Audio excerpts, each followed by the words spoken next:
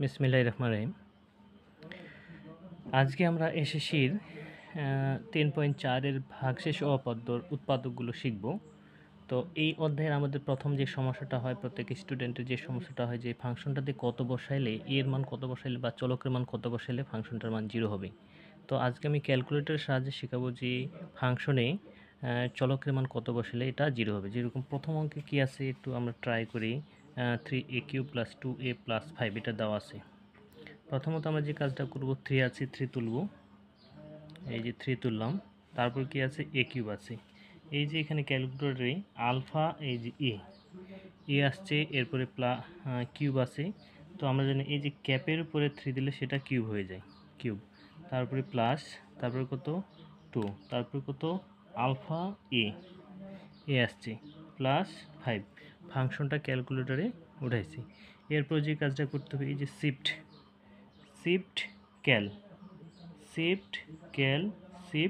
ক্যাল, মনে রাখবে শিফট ক্যাল দুইবার চাপবো। তাহলে দেখো a = -1 আসছে, তাহলে ফাংশনটা a এর মান -1 বসালে ফাংশনটি 0 হবে। নেক্সটে আরেকটা আমরা করি, 3 নম্বরটা ট্রাই করি। কি আছে, x³ x বলতে আমাদের এই যে এখানে x আছে, এই যে x, অথবা a তুললেও হবে, আমাদের চলক a ধরলেই হবে। তো আমরা a ধরব। তাহলে আমাদের আলফা চাপে কত x³ আছে, আগে a তুললাম, a এবং x একটাই কথা।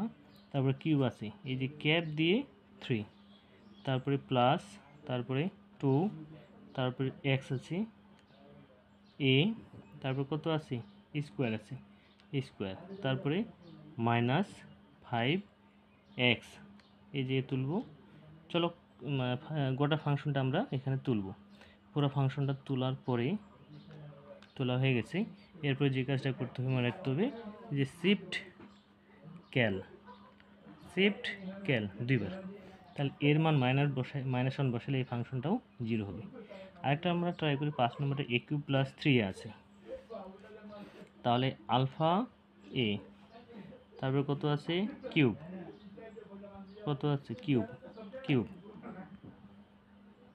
a³ পরে আছে +3, তারপরে a তুলতে হবে, আলফা চাপে a, তারপরে কত +36 উঠেছে। এরপর একই কাজ আমাদের মনে রাখতে হবে যে শিফট ক্যাল দুইবার। তাহলে এখানে চলকের মান -3 বসালে ফাংশনটা 0 হবে। আমার বিশ্বাস সবাই বুঝতে পারতেছো। তো পরবর্তীতে কোনো সমস্যা হলে অবশ্যই কমেন্ট বক্সে জানাবে।